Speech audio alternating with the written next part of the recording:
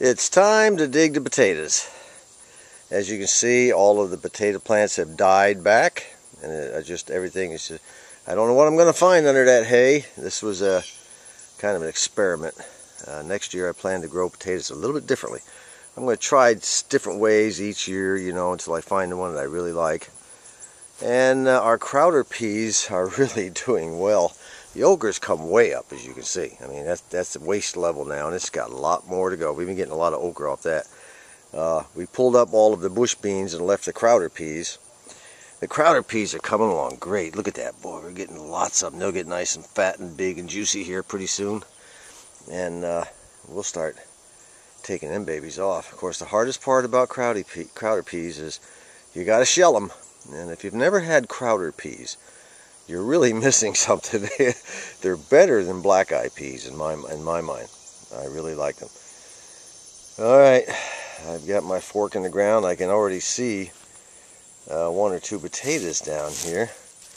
Let's see if I can dig this stuff up and see what actually I got. I'm starting with the red potatoes. Ooh, my goodness, look at all of this. Look at this. Holy moly. Look at that. Oh, man. I wonder if the rest of the potatoes will go this well. I don't think so, but I'm going to give it the old college try. We have an empty basket here, and a pretty good sized basket actually. Let's see how many potatoes I can get in there just by going down this one row right along here and see what happens. Well, I dug up about 8 or 9 feet of row of potatoes. And I got quite a number of potatoes that I guess I better stop digging, because I don't want these potatoes to rot before we get a chance to eat them. If I dig them all up, we're going to have some ruined potatoes. Now the deal is, if you leave your potatoes in the ground for 2 or 3 weeks, some people leave them in there longer than that, what happens is the skin toughens up. And when the skin toughens up, it keeps the potato from rotting so fast. Now the skins on these aren't all that thick yet. I'm not very happy about the thickness of it, so I think what I'm going to do is stop right here. We'll go ahead and peel these and fry some of them up and boil some of them or whatnot, and I'll leave the rest of the potatoes in the ground until we need another mess. That's what's in Arkansas, we call that a mess of potatoes. So that's where we sit right now. I'm real happy with the results so far. Not bad for 9 feet. Okay, they're all washed up and looking good.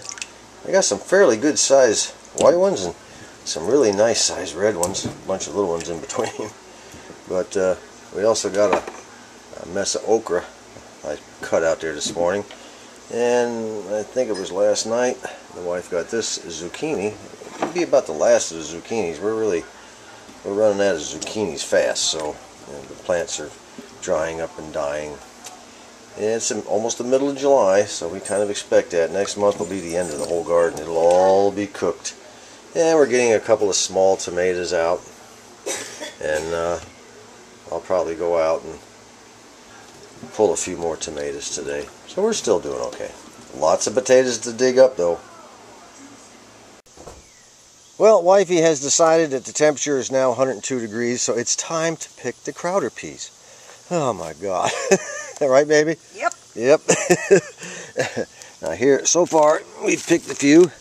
And what do we do now? We let these dry out, or just go ahead and pop them right away? Pop them. Okay, we're going to pop them open, the pods, and take out all the Crowder peas.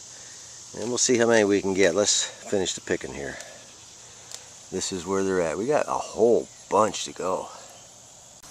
For those who never heard of a Crowder pea, C-R-O-W-D-E-R, it's actually it's a running plant. As you can see, it runs. It's running all the way out to there, and they put out these really nice beans in the pods, and I like them a whole lot better than black-eyed peas. I think I said that once before. They're smaller and they're tastier. They just taste really good. I never had a Crowder pea till I came down south. Well, here's the bounty of Crowder peas on our first picking. Not too bad. Some of these are brown, okay? Now you can let them stay on the plant till they turn brown like that. The pods actually pop out better. Or you can pluck them out just before they turn brown, as long as the pods are full. And these are full. So sometimes if you pick them a little too early and they're not full, they're hard to get open. So we'll be putting these in the sink, rinsing them down, popping them open, and we'll show you the results when that's all done. Well, once again, folks, it's 10:30 at night and I just got home from work, and these are the Hold Crowder peas, and that's what they look like. And tomorrow I think the wife is going to go ahead and throw a little bacon in with those, and you know, do whatever women do to make things taste good. And I'm kind of hoping to take some of these to work with me tomorrow. God, nothing like it. Well, here's the old Crowder peas cooking away. I have to use these grabbers. I tried to pick them up with my finger and the steam just burnt my finger all to pieces. So now I'm in pain. I'm suffering from my YouTube, guys. There it is, boiling, bubbling away. She got some bacon down in there. I don't know how long they have to cook, but they'll begin to turn a brown color. You can already see some of them turning kind of a brownish color. I don't know how much longer. Hopefully it'll be done by the time I go to work. Boy, they smell good already with that bacon in there. Man.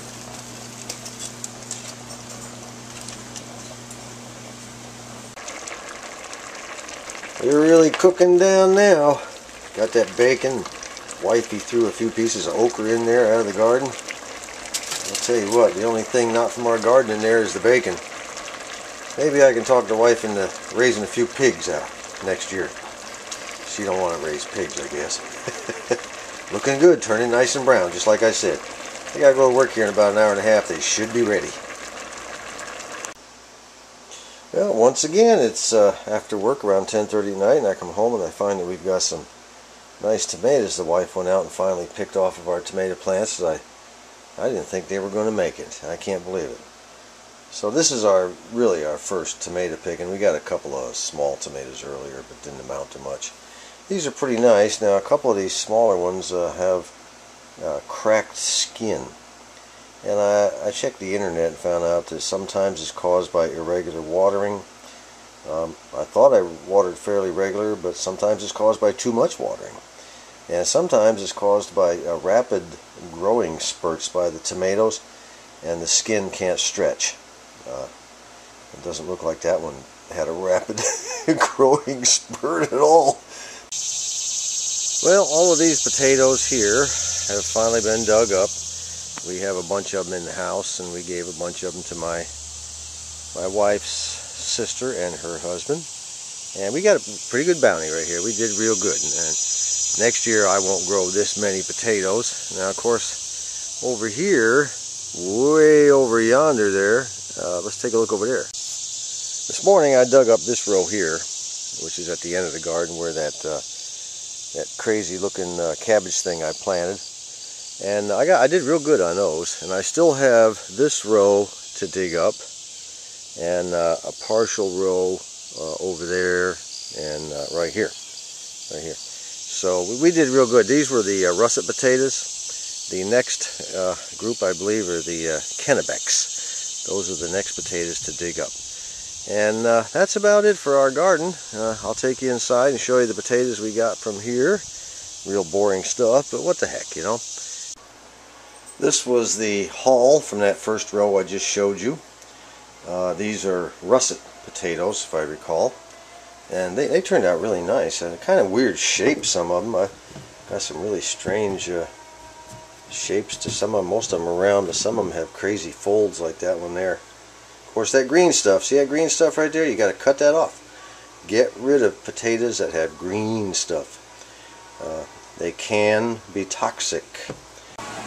Okay, I think I'll close this video out not with garden talk, but with a lamp I found at a flea market up in Rogers, Arkansas. Went up there for the 4th to visit my son and his daughter and our grandson. And a couple of videos ago I filmed this floor model Silvertone, and I said I wanted to find a lamp. Well, I went into a flea market up there, and lo and behold, there it was, an antique lamp, and with a very heavy base on it. It's a genuine antique, and it just goes perfectly between my easy chair and my radios. And $19. What a heck of a deal. Well, goodbye. And don't think it hasn't been a little slice of heaven, 'cause it hasn't.